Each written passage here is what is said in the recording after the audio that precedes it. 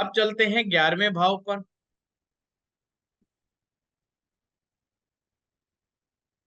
11वां भाव ये लालच का प्रतीक है। यहाँ कुंभ राशि फॉल करती है और ये शनि और बृहस्पति का घर है।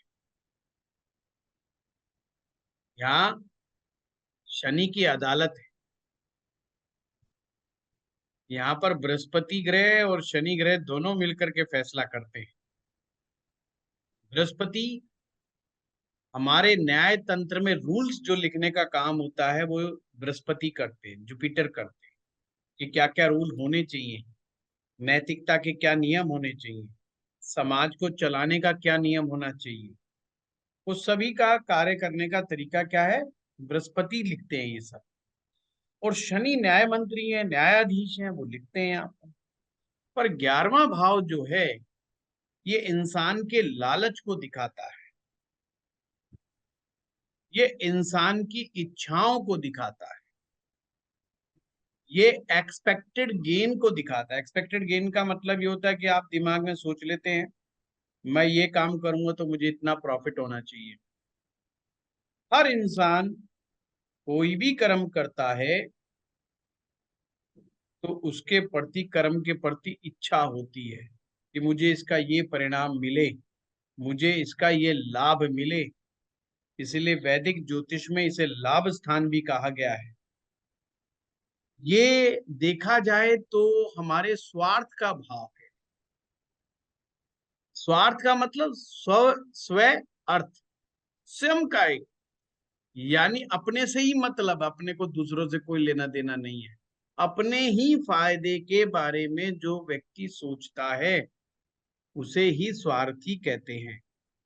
तो ये दूसरों की परवाह किए बगैर स्वयं को, खुद को स्वार्थी बनाने का काम करता है, लालची बनाने का काम करता है। इसीलिए ये पाप भाव की श्रेणी में आ जाता है,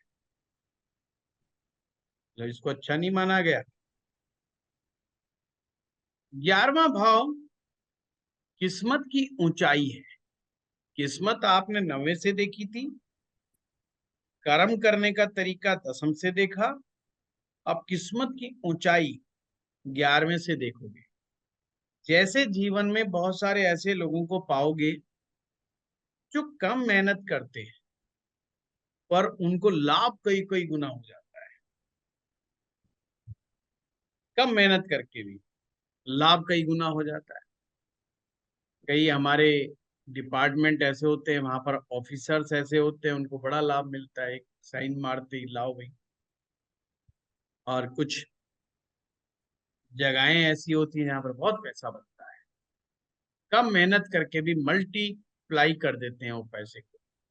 तो ये किस्मत की ऊंचाई है। अगर हम वास्तुशास्त्र में देखें तो 11वां भाव पश्चिम की दीवार है। यहाँ दीवारों से भी संबंध है। जैसे पहला भाव पूर्व था तो 5वां भाव पूर्व की दीवार था। जैसे तीसरा भाव दक्षिण था तो 8वां भाव दक्षिण की दीवार था। 10वां भाव पश्चिम है तो 11वां भाव पश्चिम की दीवार है।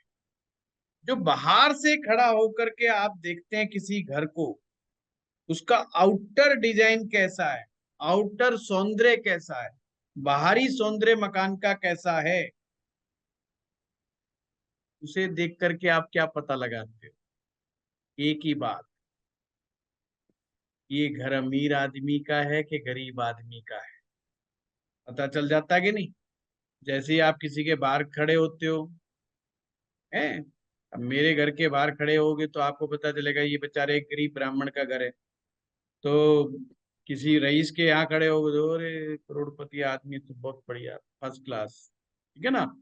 तो घर के बाहर खड़े होकर के बाहरी सौंदर्य से, उसकी मजबूती से आप पता लगाते हो कि मकान वाले की हैसियत क्या है। ये 11वां भाव दिखाएगा। 11वां जितना मजबूत होगा वो किस्मत की ऊंचाई का प्रतीक है। और उसका घर भी एकदम फर्स्ट क्लास डिजाइनर कार मिलेगा आपको, जितना ज्यादा ठीक होगा। इसका संबंध छायादार वृक्षों से होता है, छाया देने वाले, बहुत ज्यादा विशाल छाया, जैसे पीपल का पेड़, बरगद का पेड़, विशालकाय वृक्ष। एक एक पेड़ पे हजारों पक्षी रात को बसेरा कर लेते हैं। बहुत सारे जानवरों का आराम करने का स्थान। तो 11वां जो पीपल का पेड़ है, बरगद का पेड़ है, लाल किताब में पीपल और बरगद के कई उपाय आएंगे, तो जब भी पीपल और बरगद का उपाय आए तो 11वां भाव ध्यान में रखना। कोई व्यक्ति को फायदा नहीं हो रहा हो, लाभ नहीं हो रहा हो, मन चाहा दिक्कतें आ रही हो, एक्सपेक्टेड गेन नहीं हो रहा हो, है, तो गो टू पीपल पेड़। पीपल देवता को प्रणाम करो, पीपल देवता को कहो, हे पीपल देवता, आप में ब्रह्मा जी का वास है, विष्णु जी का वास है, भगवान शिव का वास है, त्रिदेवों का वास है आप में, और पितरों का वास भी वहीं पर है। बृहस्पति का आशीर्वाद है। पीपल को छू करके प्रणाम करके आशीर्वाद लें, पीपल की परिक्रमा करें, पीपल को सींचे, पीपल पे जल, दूध, काले तिल अर्पित करें। तो बहुत सारे ऐसे काम हैं, ऐसे काम में प्रयोग हैं। काम में प्रयोग का मतलब होता है कामना पूर्ति वाले प्रयोग, जो पीपल से, बरगद से होते हैं। पीपल का संबंध बृहस्पति से है। अगर जिन महिलाओं के संतान ना हो रही हो, तो विशेष दिन में अगर वो पीपल की परिक्रमा विधि विधान से पूरी करती रहती हैं शुभ तिथियों पर, तो संतान योग बनते हैं। बरगद का जो कनेक्शन है वो चंद्र ग्रह से है। पर कुल मिलाकर के आपकी कोई मनोकामना है, उसके लिए आप इन पौधों को के उपाय कर सकते हो। वो मुआ जो सांप होता है, टू साइडेड, डबल एंडेड, मतलब दो तरफ मुंह होता है, दो मुंह ही बोल देते हैं अपने। इसका संबंध भी 11वें भाव से है। बना बनाया मकान 11वें भाव से संबंधित होता है। ये 11वें भाव के कुछ चीजें हैं जो मैंने आपको बताई है। ये याद रखना, ज्योतिष के अंदर जो हम पेड़ पौधे बताते हैं, उस भाव से रिलेटेड प्रॉब्लम्स को ही ठीक करने के लिए काम आते हैं। और कुछ पौधे हम कहते हैं कि अच्छे नहीं होते तो वहां मत लगाओ। पीपल का पेड़ घर में नहीं लगाना है, क्योंकि ताकतवर बहुत होता है ये, इसकी जड़ें आपके घर को खराब कर सकती हैं। और फिर इतने जानवर रात को रुकते हैं तो वो भी डिस्टरबेंस होती है, तो इसको अच्छा नहीं माना। जब कुछ लोग ये कह देते हैं कि भूत प्रेत का साया रहता है, भाई यहाँ पे भूत प्रेत रहते हैं पीपल में, तो उस चक्कर में भी लोग नहीं करते। पर मुझे जहां तक लगता है, इसके लिए इसलिए मना किया गया है कि ये इतना विशालकाय होता है कि इसकी जड़ें हमारे घर को खराब कर देती हैं।